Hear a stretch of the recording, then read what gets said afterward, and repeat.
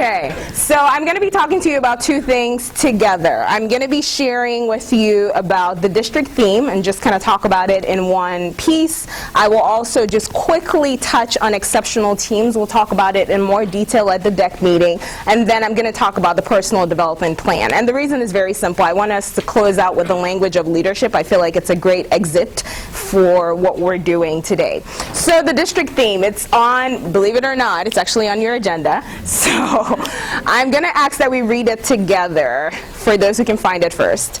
Okay, on three, we ready? 1, 2, 3. Dare to reach, Let's try that one more time. More energy, please. 1, 2, 3. I like the fact that Richard already has like body language for it. It's awesome. And the reason why this theme was chosen, so I'll tell you the honest truth. I don't like themes, right? So whenever I have to think about a theme, I'm ransacking my head. And I remember sending a message to Sandra, my mentor, in text. I'm like, I'm thinking about time and the years. And there are all these words coming to me. And finally, the first word that just really stuck was dare.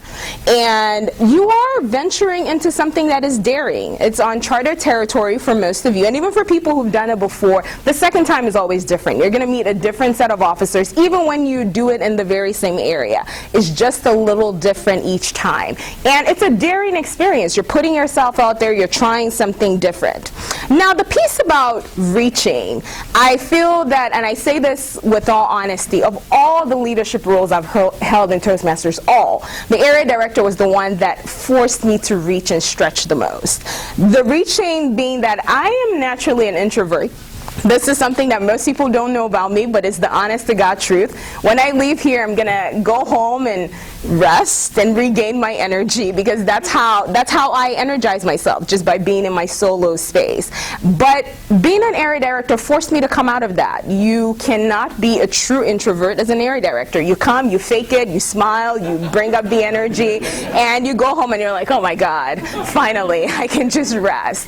But it really forces you to reach and try something different. Now, about stretching is uncomfortable. That's just the truth. If you take a rubber band and you stretch it, there's a lot of tension. So it's a bit uncomfortable. And you will have those moments of discomfort this year.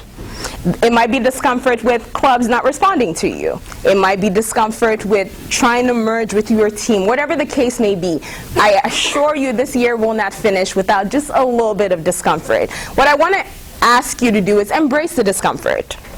Truly embrace it. It will force you to learn. When I served as a division director, we had a very difficult year. That's just the truth. We had a very, Krish will attest, we had a very difficult year, but it was a very growing year for all of us.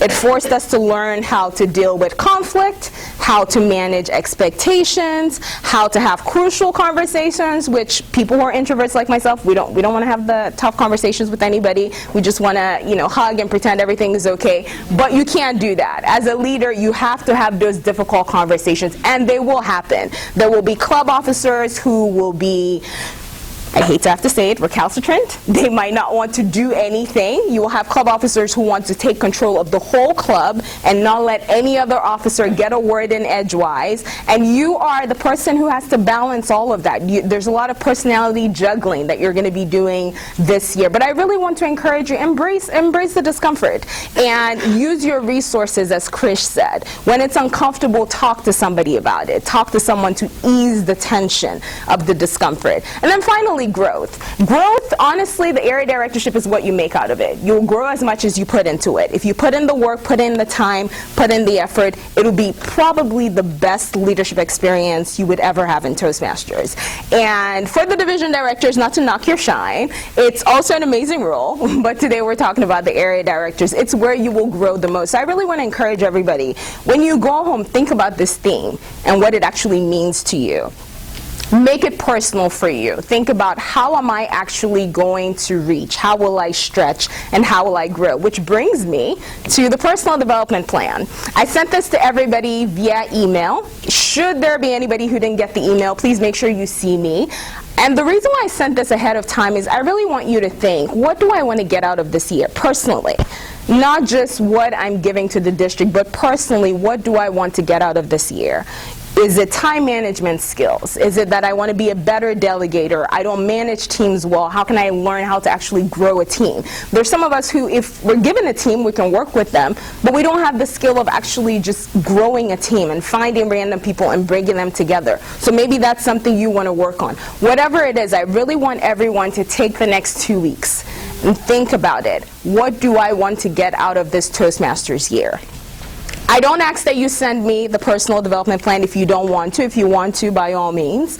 But it's really for you, to keep you accountable. And at different points in the year, we'll come back to it, where I'll just ask, how are you doing with it? How are you working with it? The same thing will happen with your mentors. I'll ask them to just check in with you and how you're actually doing with your plan. I really encourage the AD, share your plan with your division director, even if you don't want to share it with anybody else. Please share it with your division director and trust that him or her will work with you to get those goals accomplished. So please make sure you fill out those personal development plans.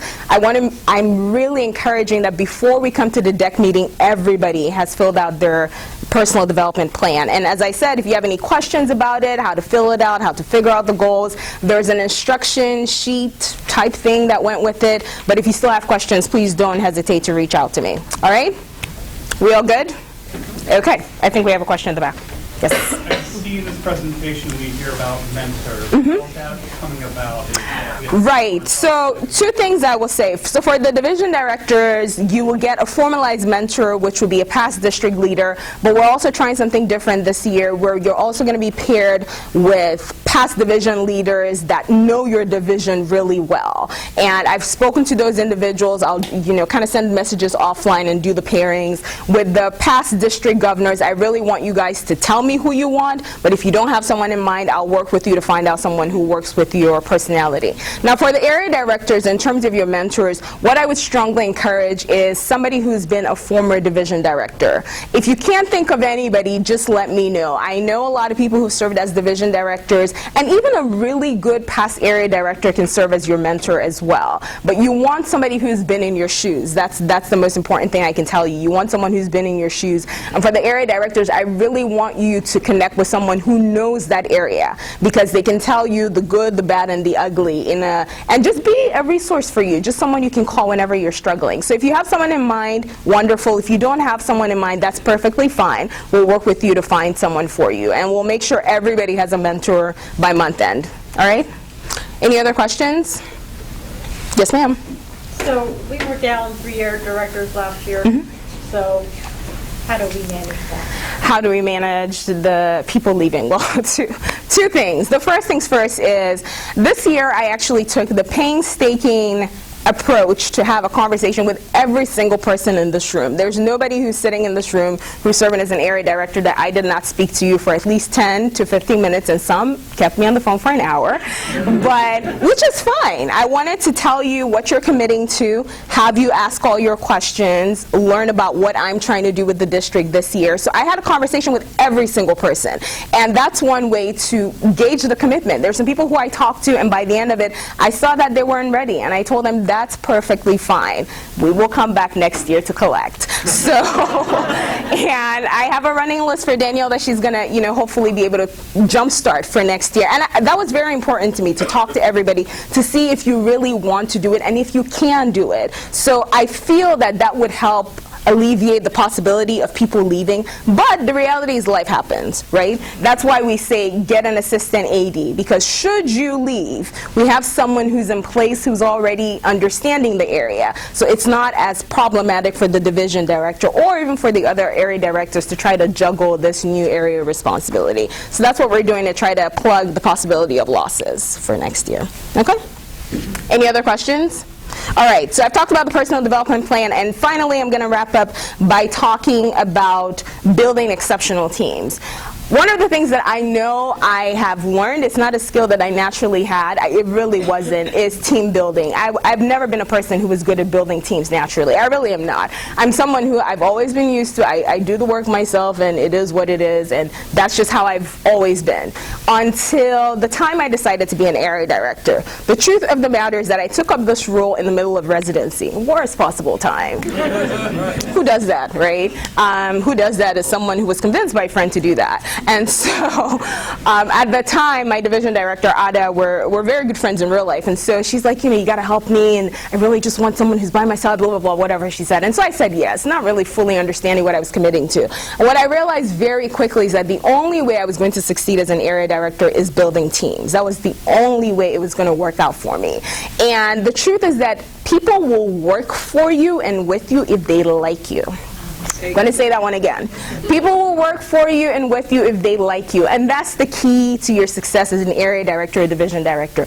The people actually have to like you. They have to want to help you. And when people like you, you will be surprised. Your own contest, people will want to print your programs for you. They'll want to do your flyers. It's like, what can I do? What can I do? What can I do? And that's the key to building exceptional teams. Let people see that you need them. Let people actually see that you need them, because you do. As an area director, you can't do it all alone. As a division director, you can't. And people need to see that. You have to, as a leader, be willing to give people the credit that they deserve. So you'll notice for every single person that I introduced today, I was very specific about what I wanted to say about them and how they've helped me in my Toastmasters journey. And it's important. People need to hear that. Now, what I said about Krish and Glenda, I've told them this before, probably like 20 times, but I still say it every single time I speak about them. The same thing is true for my mentor.